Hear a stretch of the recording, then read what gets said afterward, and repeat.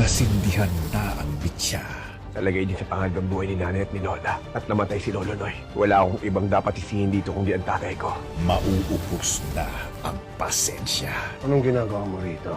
Ikaw ang dahilan kung bakit namatay si Lolo Noy. Tinira mo pamilya natin! Hoy! Huwag ka magmalinis, ha? Lahat na nangyayari dito sa bahay na to ay nang dahil sa'yo! Hindi ka talaga marunong tumanggap ang pagkakamali mo, no? Pinagtutulungan niyo ako?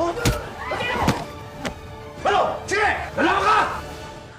At sa pag-abot sa sukdulan, Magsabi ka na ng totoo. Hindi ko kayo tataraydurin! Traitor ka! Tapusan mo na!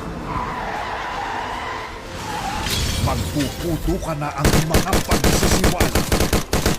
Wala ka lang laban, Ramon! Mag-isa ka na lang! Kahit isang batalyon ang iharap mo sa akin, di mo ako mapapabagsak! Kakamali mo. Di mo ako tinap. Noon pa! Di ba kita napatay? Nauna na asawa ko sa hukay! Maxwell, tinuldukan ko ang buhay niya! Ginawa mo kay Monique. Pinatay ko siya!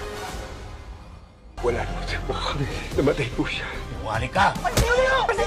Sino ang susunod na paglalamayan?